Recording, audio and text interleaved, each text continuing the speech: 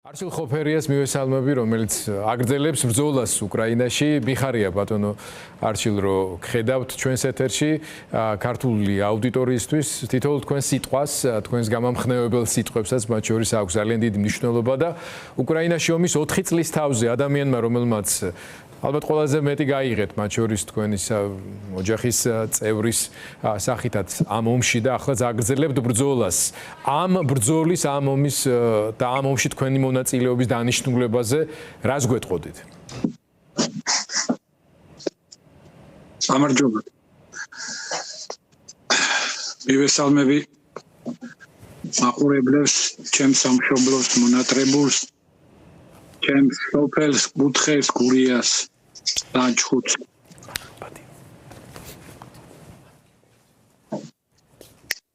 ჩემი ბრძოლა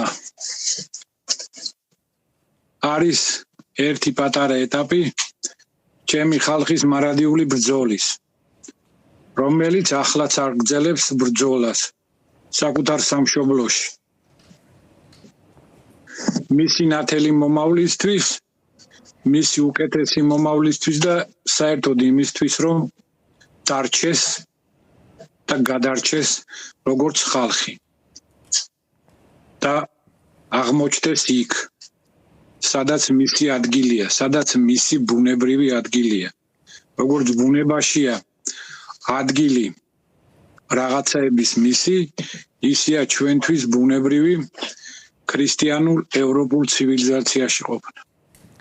რა მნიშვნელობა აქვს ამ პროცესში ქართველების უკრაინაში ბრძოლას? აი ზოგიერთი იძახის აქ, რომ ეს არ არის ჩვენი ომი, რომ ეს არის ავანტიურა, რომელიც ზელენსკის მონაწილეობით თითქოს ხორციელდება. კიდევ უფრო უარესაც მოვისმენთ, არ მინდა ეხლა დავტვირთო თქვენი სმენა ამ ხრივ კიდევ. თქვენი мотиваცია იმ ადამიანებისა, რომლებიც სიცოცხლეს სწირავთ, რისკის ქვეშ აყენებთ და რომელთა ნაწილმაც უკვე გაწირა კიდეც სიცოცხლე უკრაინაში. რისთვის იბრძვით თქვენ, ბატონო არჩილ? თქვენ რო არ მითხრათ, ჩვენ ვიცით ყველაფერი. და ზოგადად ეს არაა ახალი. რომ ადამიანთა განწყობები არის ესეთი, რა. მტერი ცდილობს თავისას, მტერი ყოველთვის ცდილობდა თავისას, თავისი საშუალებებით, რბილი თუ მძიმეთი. ადამიანთა განწყობები ამას ექვემდებარება.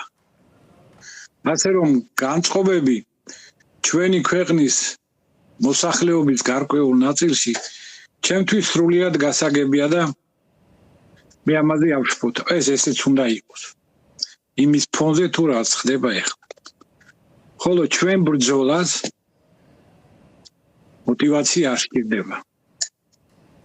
როგორც თქვი დასაწყისში, ამ ცივილიზაციურ ბრძოლაში ესაა ჩვენი არჩევანი, როგორც ჩვენი ერის ერთი ნაწილის და გეოგრაფიას ამ ბრძოლაში დიდი მნიშვნელობა არ აქვს. და ზოგადად ესეთ დიდ ბრძოლაში გეოგრაფიას საერთოდ არ აქვს მნიშვნელობა. თუ სად იბრძოლებ შენ, თუ სად შეაჩერებ ბოროტებას, რომელიც უახლოვდება შენი ქვეყნის საზღვარს. კარგია რომ ჩვენ ახლა მას ვაჩერებთ თბილისთან და გუშინ სხვათა შორის იყო თბილისის დამცველთა დღე და ეხლა სანგრები არ გვაქვს გათხრილი კოჯორთან და აქვეა სანგრები ჩემ წინ, ჩემ უკან, ქალაქ პაკროვსკთან. აი ესე. ბატონო არჩილ, ძალიან დიდი მნიშვნელობა აქვს იმას, რომ უკრაინა აღმოაჩნდა მედეგობა წინააღმდეგობის გაწევის.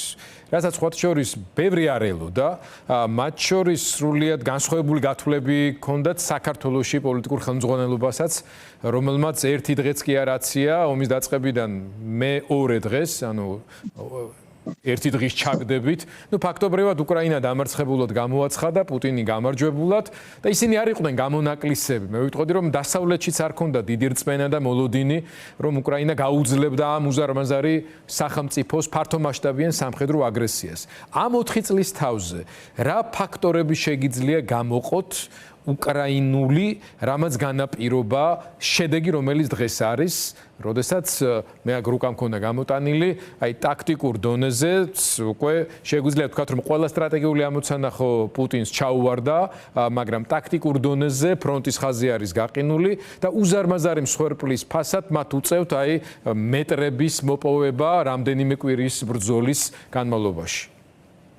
მე ვიცი მაშინდელი განწყობები და ზოგადად ეს ეფუძნებოდა უკრაინელთა ისტორიის არასაკმარის ცოდნას, თავად უკრაინელთა როგორც ხალხის, ერის და ნაციის არასაკმარის ცოდნას და მის იმ დროინდელ მდგომარეობას. მე ამ ყველაფერთან მქონდა შეხება წლების განმავლობაში და ჯერ კიდევ მაშინ ომის პირველივე დღეებში წერდი, ვამბობდი, რომ უკრაინელები იბრძოლებდნენ ბოლომდე. რამე თუ უკრაინელებისთვის ეს იყო არაუბრალოდ ომი რაღაც ნაწილისთვის, არამედ უკრაინელებისთვის ეს იყო სამკვდრო სასიცოცხლო ბრძოლა.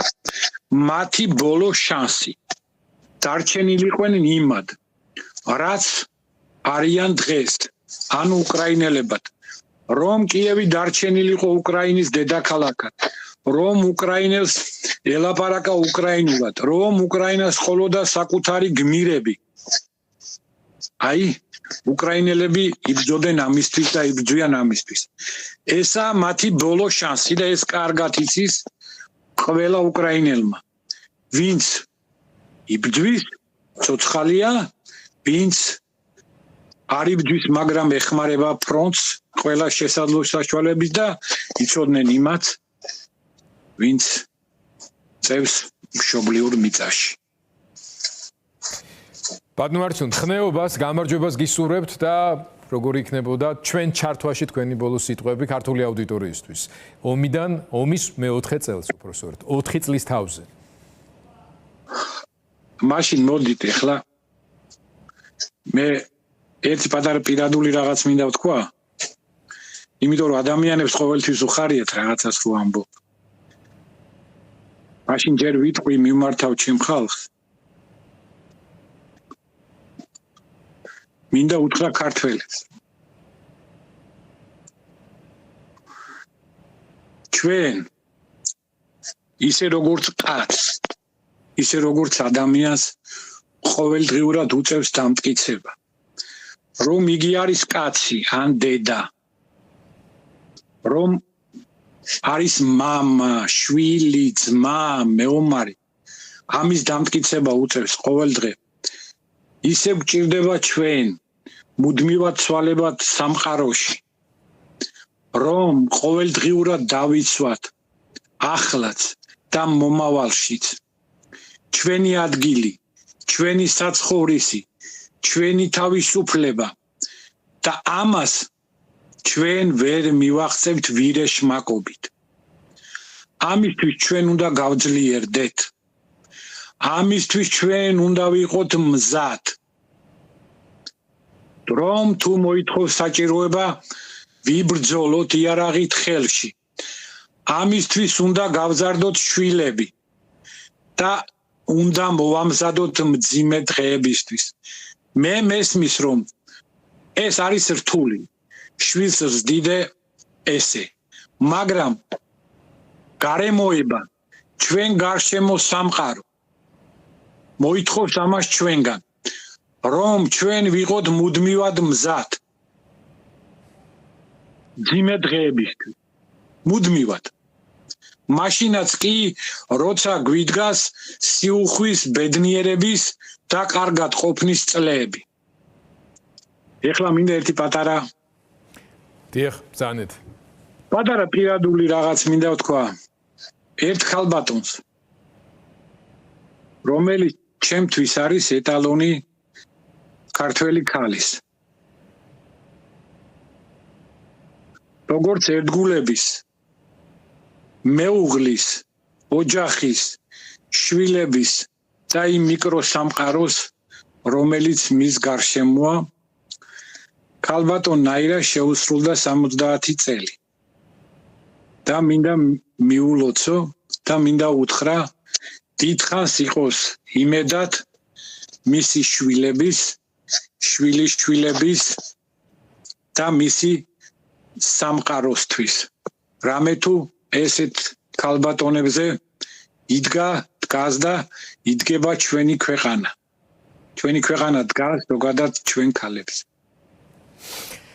ჩვენც უერთდებით თქვენს მილოცვას. ძალიან დიდი მადლობა თქვენი სიტყვებისთვის. განსაკუთრებული მადლობა იმ ხნეობისთვის, რომელსაც თქვენ ყოველთვის ასხივებთ და სიბრძნისთვის, რომელსაც თქვენგან ალბათ ერთ-ერთი ყველაზე ვეტერანი გამორჩეული ქართველი მებრძოლისგან ვისმენთ. მინდა გისურვოთ გამძლეობა, ხნეობა, ჯანმრთელობა და გამარჯვება. ერთიანი საქართველოსთვის. გამარჯვება უკრაინას, გამარჯვება საქართველოს. ნახვამდის ბატონო არჩილ დაგემშვიდობებით.